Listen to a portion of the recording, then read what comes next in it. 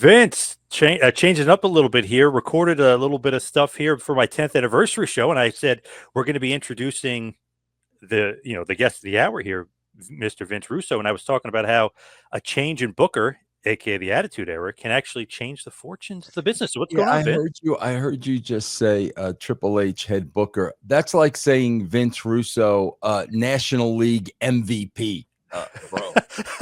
What do you mean? He is the Booker, isn't he? What do He's you mean? hot. He's terrible, bro. What about the money? The money they're these making. bro, they're not making money because of creative. They're making money because they got a guy like Nick Khan that knows how to make money and knows how to make big deals. That's how they're making their money. They're not making their money off the product at all, bro. Bro, it's funny. I was just watching something on YouTube, and it was like, bro, must have been 20 former NBA players talking about how the game has changed and how the game has evolved and how it sucks. It reminded me so much of professional wrestling. And I mean, they had, Magic Johnson on there, Charles Barkley on there. I mean, all the Jerry West, all the big hitters were on there. And my God, bro, I was listening to these guys. It sounded so much like what's going on in professional wrestling. It is interesting, though, with NBA because you could literally look at it and point to it, be like, man, all they do is just shoot 3-pointers. There's really no defense. It is weird. Wrestling, though, I don't know. I feel like they have gone a little old school in some of the stuff they did. Like you push one guy, Roman, and make it, then everybody else kind of wraps around him. So there is some intricacies with wrestling where it's old school. NBA, it's like you can't. It's a completely different game. It's so weird. Yeah, but bro, it's like even when you talk about, like the Roman situation, bro, that's like an anomaly today. They need to do that across the board, bro. They need to start building stars across the board, not just one guy. Great with Roman. You did a great job. Well, what about the rest of the roster? I mean, man, they have to start making stars. And one of the reasons they're not making stars is, man, they've just gone away from the formula. And that's why you got so many people who are just like in the middle of the pack. They need to make stars, man. When you look at Triple H, right, we're talking about his booking. What would you grade it if you were giving a grade to his booking? What would you give him? Like A to B, whatever. D. Really? Bro, there's no stories. There's no character. That's what a writer does. He creates characters and makes and writes stories. There's neither of those two things. All you have are long wrestling matches and angles that go on forever, bro. If you've got angles dragging on, bro, it's because of a lack of creativity. It's because of you don't know what else to do. I mean, we had Michin beat Chelsea Green in the dumpster match. Then we had Chelsea Green beat Michin in the for the Intercontinental title. Now we need that match again. It's and you go down the line in every single angle, starting from the bloodline down. Tiffany Stratton's been turning in that case for the last 6 freaking months. That's a lack of creativity. I was watching an Attitude Era show the other day, and bro, in one 6-hour show, one 2-hour show, there were 6 brand new angles and stories in one show. And these guys can't create one angle. What about, let's say, throwing this out there for you. You don't like, let's just say, Triple H, right? You don't like him. Is it because he never offered to hire you back? I've heard that from a lot of people. They're saying he might be bitter. What do you think? John, where did I say I don't like Triple H? Where did you get me saying that? I didn't say that at all. I had a great working relationship with Triple H. I never had a problem. Now, I shared one email with Triple H, maybe 2 emails in the last 25 years. The Triple H I worked with was a great guy. I didn't work with a Triple H in power. I didn't work with a Triple H who was married to Stephanie. I don't know how that guy is. I don't dislike Triple H at all. I mean, not at all, John. I'm coming to you as a writer. He's a great wrestler. He was a great champion. That doesn't mean, bro, that you have the necessary tools to write a successful television show. The show sucks, man. In my opinion, the show stinks. It has nothing to do personally against Triple H. Nothing. Zero. Bro, John, what you are talking about is Vince had already hired me in 2022. He already hired me for the job. Then I met with the writers in a room, including Paul Heyman and Michael Hayes. I knew as soon as I left that room and Vince went in the room, I knew they were going to bury me. Because if Vince, now that Vince hired me, he didn't need them. He didn't need anybody in that room if he had me.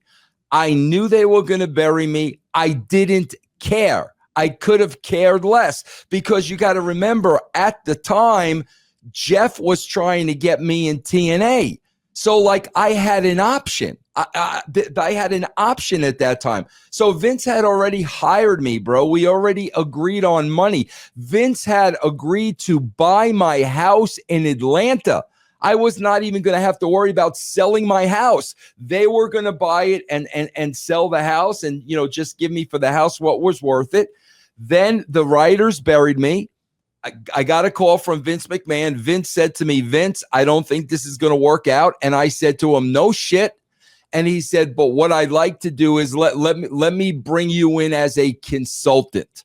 Let's start it that way. Okay. So Jeff's still calling me. Finally, Jeff wanted me to come to the second show at TNA.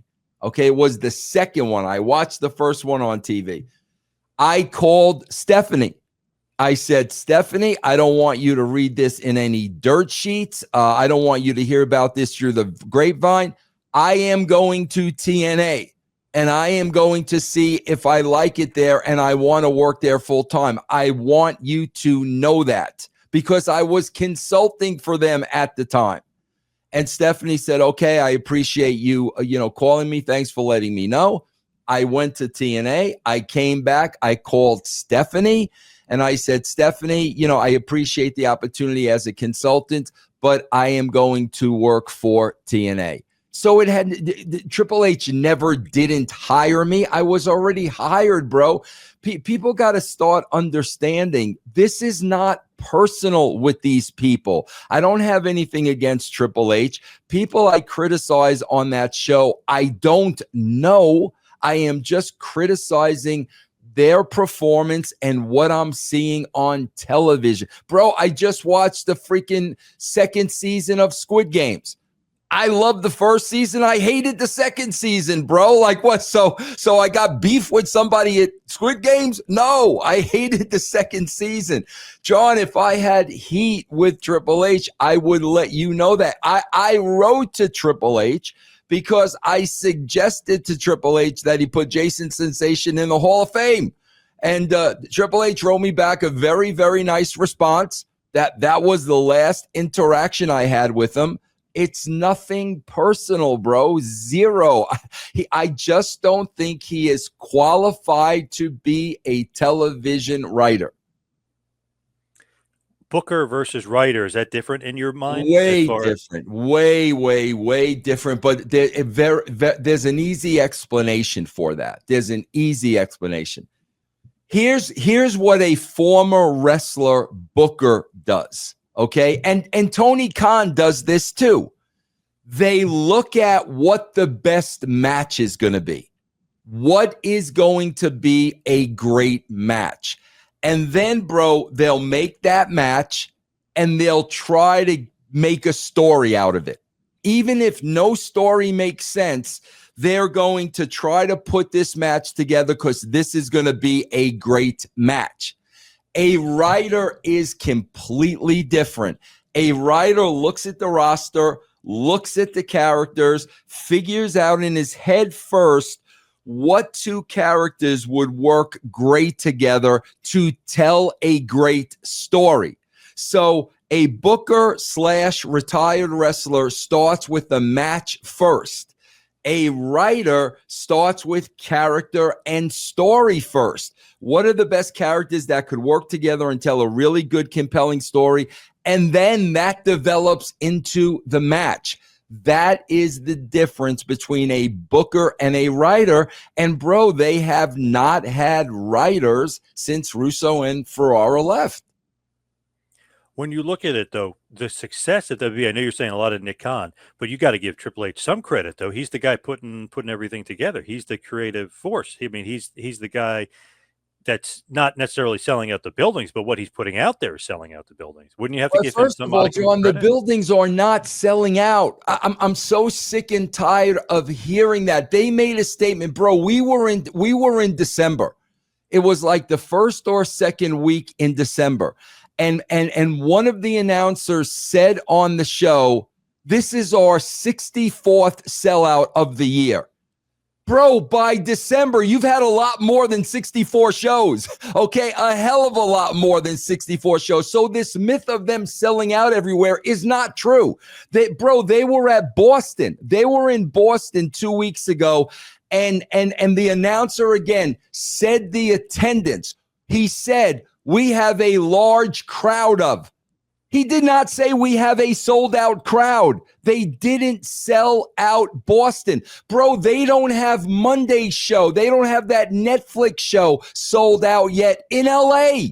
So that's what I'm talking about with this smoke and mirror bullshit. They're not selling out these buildings, bro. And yes, man, they have a loyal built-in audience of 1.5 million people that will support them, that will watch every show on television, that will go to house shows, that will go to pay-per-views. They've got a built-in audience of 1.5 million. Bro, the part of the reason they're making ridiculous money, John, is, have you looked at the price of tickets? Oh yeah. Come on, John. Like it's freaking ridiculous. I have friends that I've made after wrestling that, used to bring their kids to wrestling, fathers and sons. Their kids became big wrestling fans. Bro, you know how many calls I've gotten from them? Hey, Vince, you got any connections? You know anybody over the WWE? We can't afford to buy tickets anymore. You know how many calls I've gotten like that? So my God, bro, before we talk about how much money they make, they're not selling out all their buildings. That is a myth. And then when we want to talk about gates and whatnot, okay, bro, let's look at freaking ticket prices. Are you going to pay $3,000 to go to WrestleMania? I wouldn't in a billion years, bro. I did take my son, though, his first ever wrestling show, the holiday tour at Madison Square Garden. He loved it. He's 9, so it's like his first wrestling show, but he absolutely loved it. The tickets were a little steep, but not crazy. What's a little steep? They were actually, because there was a sale, the Black Friday sale. There was like some bundle. It was actually through Madison Square Garden. It was like $60 plus. No, that's a piece plus fees. So not crazy. Right. Last year was more. The tickets for last year, with the return of CM Punk, they were actually more last year. I think it was $80 a piece for a ticket. But they're not close. I mean, they're higher up, but still. Bro, there is nobody that I watch every single one of these shows. I watch them all, John, and every single show, they're repeating the same show in a different town. So those people are going to watch the same show over and over and over and over again. Those are their hardcore fan audience, bro, that quite frankly, it doesn't matter what they put in the ring. They're going to support the company. But again, bro, you've lost tens of thousands of casual fans because your product is not up to par. And let me tell you, John, when they get into this format of 8 hours of wrestling a week, they have no idea of how difficult that is going to be. And if you think these shows have been long and drawn out before, bro, wait till we hit February 1st. Wait till we hit February 1st and you start seeing what Raw and SmackDown look like. I got to be honest, though. I'm impressed if it's 64 sellouts because during the Vince era, they were, they would sell out the big shows, but a lot of those shows were just terrible and not really selling well. So they are selling better than they were Right. with Vince McMahon. Right. There's no And doubt I'm about not that. denying that. I'm just saying I'm so sick and tired of hearing they're selling out anyway, because that's what Disco said. No, they're not. 64 sellouts, but by December is not selling out everywhere. Do the freaking math. It's not, bro. Still impressive, though. I got to be honest. I am impressed with the amount of sellouts that they've had, and even Madison Square Garden. It was close because they only set out a certain amount of tickets, and they did. The place was pretty damn packed. There's 13,000 people. It was pretty damn packed in there. So I was even impressed with the holiday show, given that not all the guys were on this show. They put guys on another show. They they split it up. Yeah. John, we got to be able to different. This is a problem, and people can't differentiate two different things. They have an unbelievable business model. An unbelievable business model. They know how to promote. They print money. That's not the same as a television show. It's two completely different things. Bro, the San Francisco Giants made a shitload of money last year. They were under 500. Just because you're making a shitload of money does not mean that you're a good product. And you could say so many sports franchises, bro, make so much money and they're subpar 500 teams, the team they're putting out on the field. And this is what I'm talking about, John. They're two completely different things, man. But they've got to be making more money. I know the ticket price went up, but they've got to be adding in more fans, because if you just look at it in totality, it's like, okay, the McMahon era had this, small section of fans. It did grow quite a bit under Triple H. So there is more fans, I think, under Triple H than there was under Vince, just because of the sheer popularity of it, the views, all that other stuff. It just seems like it's more with Triple H than it was with Vince, for sure. So I think that Triple H has grown the audience. For sure. I think Disco is right on that one. Okay, but John, even if you look at it that way, what does that tell you? Because you can look at it two different ways. You could say Triple H is a genius, or you could say Vince's booking absolutely sucked and he was out of touch. Right. So there was only one way. There was only one way to go, and that was up. Needed a change. I mean, so you can look at it, both ways. I am just talking about myself as a television viewer. I look at these shows, John, no differently than I look at every other show. John, I was a huge Yellowstone fan. Yep. Cosner and Sheridan had a falling out. Cosner pulled out of the show. They had to prematurely kill Cosner off, and they totally effed over the fans in the last season. I'm saying that about a show I loved. I love that show, but I'm not going to sit here and defend that show with those last 6 or 8 episodes, whatever they were. I'm not going to do. They wasted they were down to their last 6 episodes. They wasted a whole episode on a character who got killed, who meant absolutely nothing. And I love that show. So you got to understand that there's nothing in this that is freaking personal at all. I watch television. I critique television. That's what I do. I've been entertained by WB for sure, and I like it a lot. I may go into a lot more shows more recently than I had in the past. But Yellowstone, I love that show. One of my favorite shows of all time. That episode with Costner, or not even Costner, whoever that actor was that was supposed to be playing him, which was ridiculous too. That just was, I don't know, that pissed me off. Took me a little bit to get over it. I like the finale, but it took me a bit to get over. Yeah. That's just not the way to do it. And Taylor Sheridan really kind of screwed that one up big time. Right. I mean, John, I look at things. You call Triple H, okay, a great booker. He's this, that, and the other thing. Bro, you got Saturday night's main event. It's primetime television. It's NBC. There's nothing special whatsoever. It's a straightforward show like every other show. Then the hottest thing of the night, you do when the show is over? Yeah, you didn't like that, huh?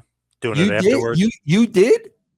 No, but I think it's like an experiment to see with social media. Like if you attack social media and say this happened afterwards, you almost like keep the show going and you keep interest, and then you try to get But them. John, Like, NBC doesn't give a shit about the well, yeah, WWE yeah. social media numbers. They don't give a shit about that, bro. And that went to the WWE's YouTube. That didn't go to NBC's YouTube. NBC doesn't give a shit about that, bro.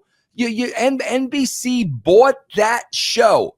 Your obligation should be to give them the best show possible. They are a customer. They paid for my service. So you're going to take the best part of that show and air it on social media after the show ends?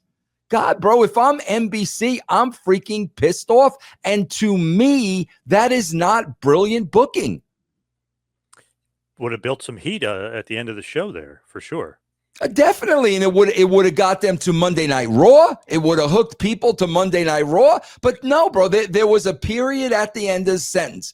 Cody Rhodes was successful in his championship run. Why in God's name am I tuning in on Monday to watch what happens? Yeah, that I don't know. That was an interesting thing. I feel like it's an experiment. Let's try to pump up social media. Let's get people talking. Like, kind of, I don't know. It's a something different, I guess, of what you would normally do. Like, obviously, Hogan would get attacked, by Earthquake or whoever, and it would be on the show, and it would lead to the next one, or Savage kicking his ass at the end of Saturday Night's Main Event, leading up and building up to the next show. Like, yeah, I kind of see what you mean. I guess interesting experiment to do it after the show and kind of build it up social media wise that way. Yeah. Well, whatever. Again, I look at the networks and the streaming service companies, and networks still only care about one thing, and that's numbers. And they could care less if 95 billion people watched it on social media, man. That's not what they were paying for. I got a very interesting question for you, and it's about WWE, really WWF, really. Were you upset when you left? Because I heard this coming up recently too, that people have been talking about this, and I don't know if Disco brought up. Somebody brought this up. They said you were upset that you didn't get the stock option because No, you had left. Is that true at all? Because they absolutely. became a publicly traded company. Is that true? Absolutely not, John. John, I've said it a billion times. Okay. When Vince McMahon told me to hire a nanny to watch my kids, it was game over. Okay. Period. End of story. I immediately got in contact with JJ Dillon. I didn't give a shit about stock options. I didn't give a shit about the company going public. I didn't give a shit, bro. And to this day, I don't regret that move to WCW, and everything happened because as a father and as a husband, I stood tall next to my family. And no boss was going to tell me your job is more important than your own kids. You could have given me $10 million in stock options, bro, and I would have done the same exact thing. Same exact thing. So you're not missing that money from Not the at stock. all, John. John, I've been doing, I walked out of TNA now 13 years ago, John. Right. 13 years ago. Okay. It looks like I kind of figured this thing out of how to make money on my own and be okay. Yeah, definitely. Another question for you, random one here. AEW. I heard this one too, that you want to work there. You're bitter they haven't asked you to work there. Any truth to that at all? AEW, Tony Khan. Do you want to work there?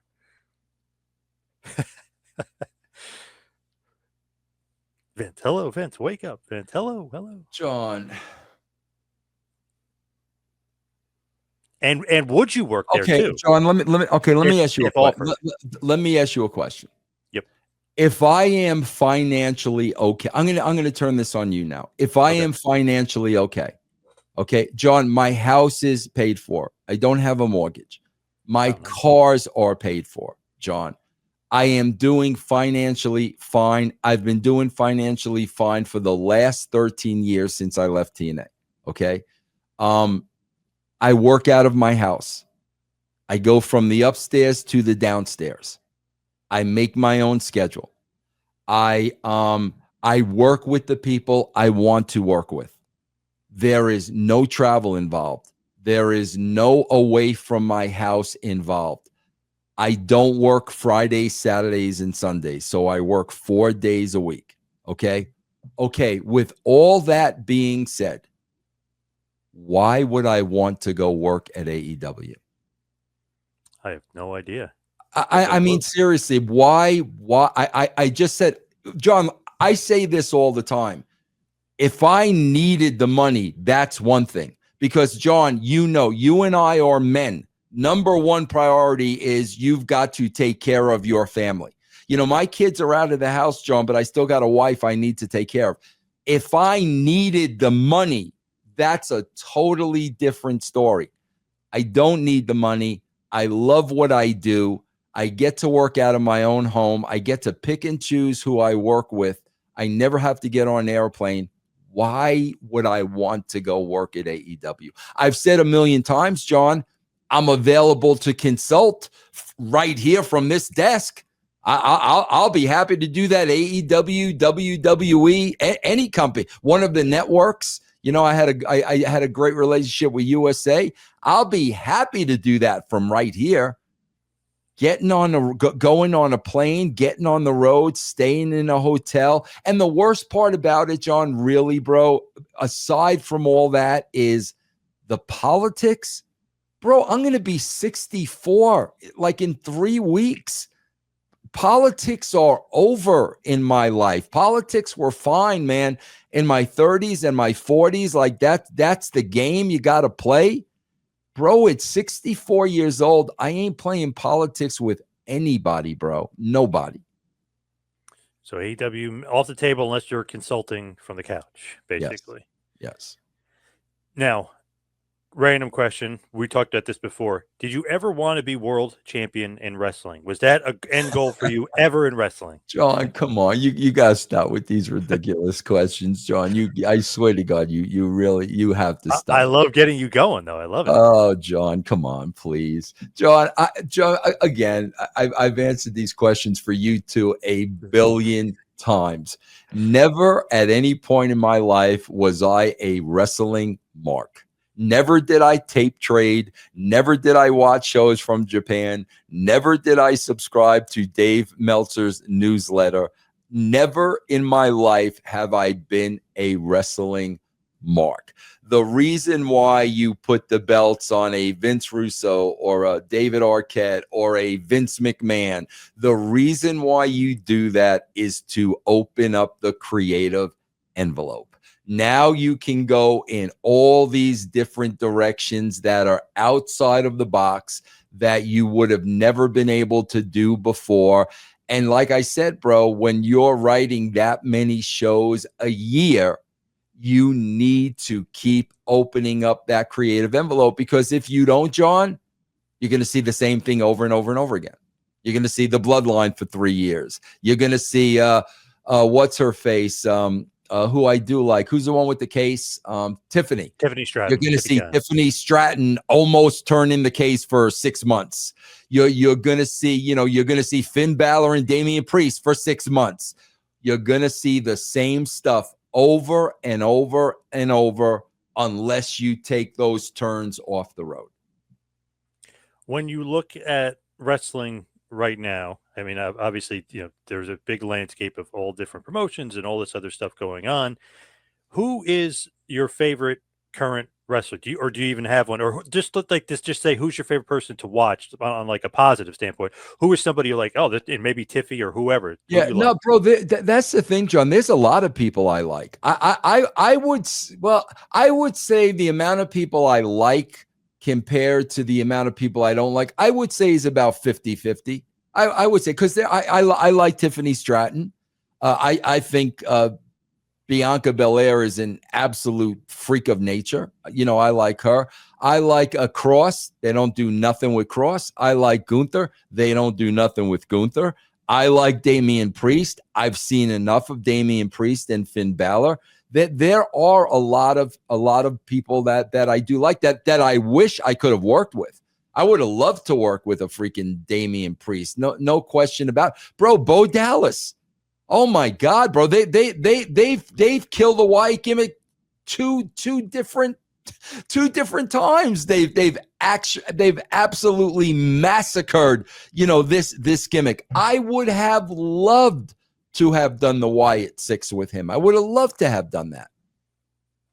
Who is your favorite all time? I know we've talked before about like working with Kurt Angle and stuff, but who was kind of your favorite outside of Kurt that you've worked with? I gotta say Savage, bro. I gotta say Savage. Savage was, yeah. I mean, to me, like just the most entertaining.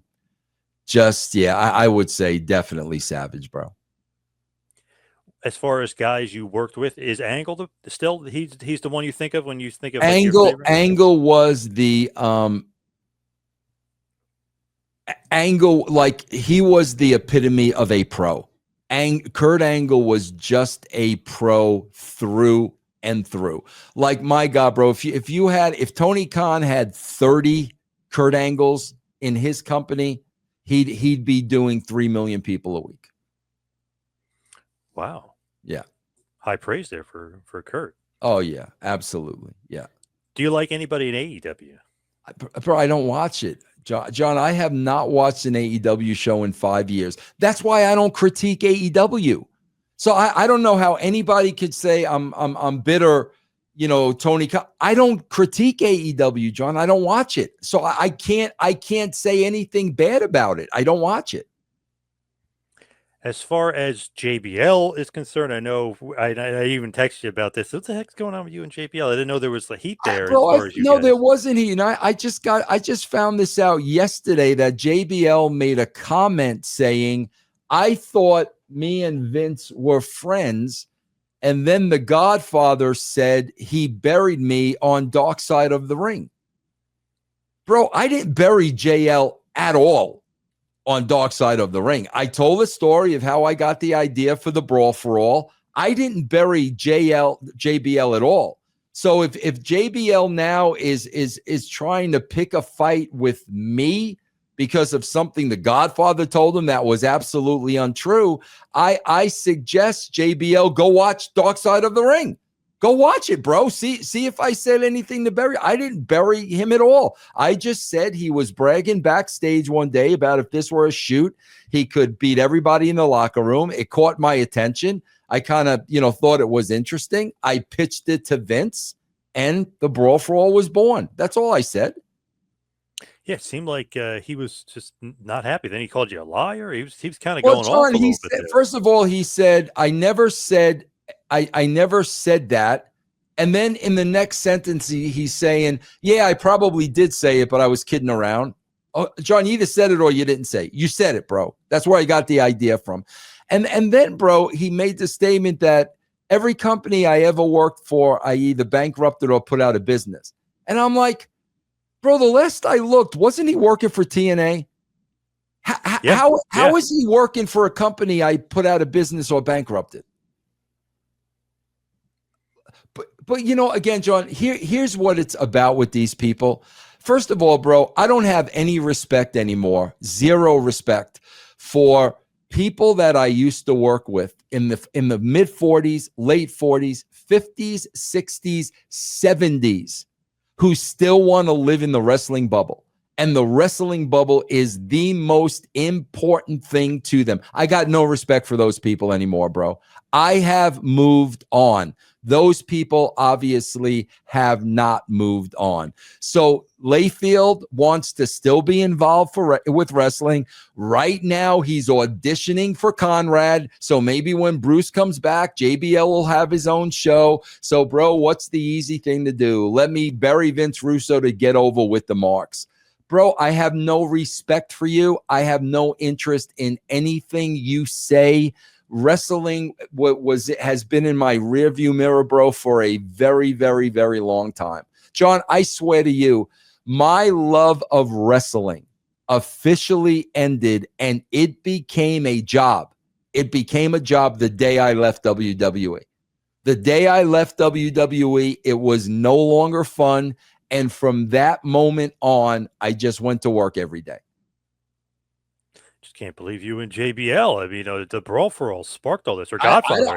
Bro, I don't got no heat with him. But I mean, you're talking out your ass, bro. Who did I bankrupt and put out of business? WCW sold to WWE, And the last I looked, TNA is still in business. So what are we talking about here? I'm gonna respond to somebody who's just flat out making something up.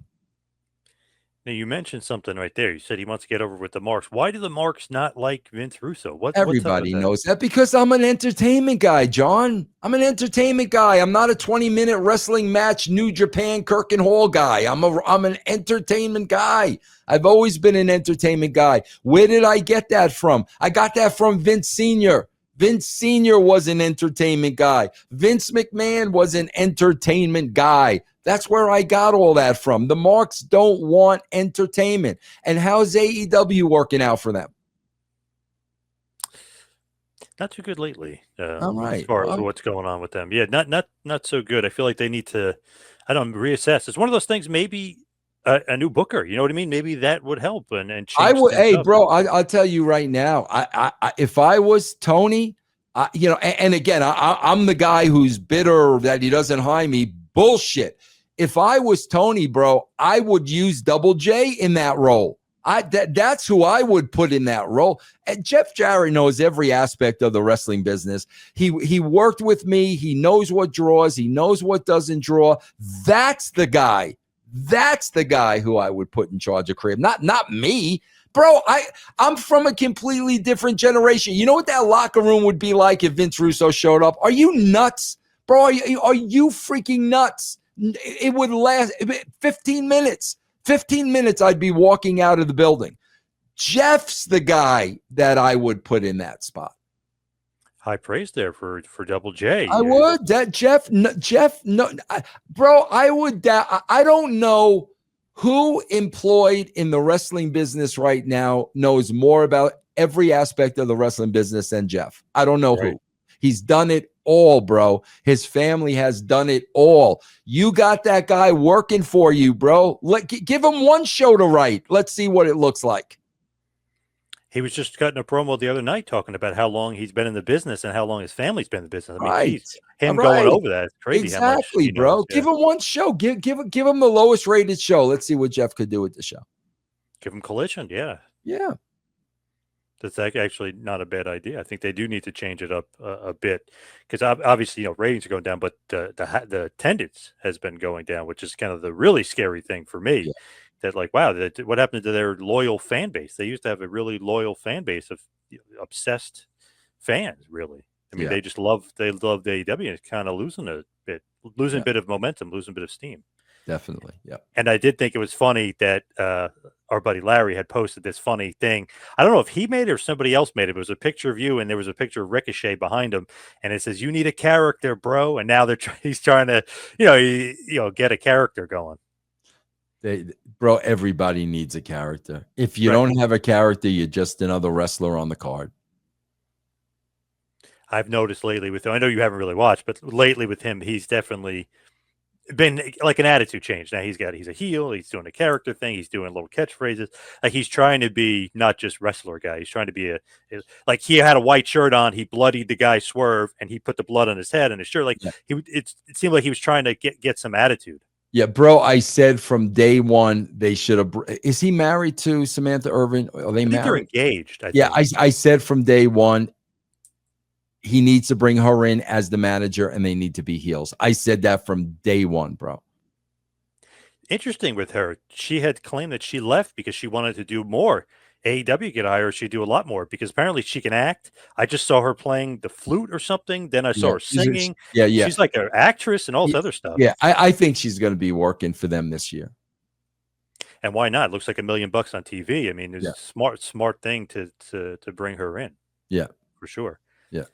All right, Vince, is the wrapping up period here of the 10th anniversary show. Yeah, congratulations. I didn't even get to congratulate you because you started hitting me with a bunch of stupid questions. But congratulations, John. 10 is a long time. And you know, John, I don't do this for nobody, John. Yes. I get requests all the time. Vince, you come on my show. John knows. Hey, yes, I'll come on your show. X amount of dollars an hour. John knows. I do this for nobody, John.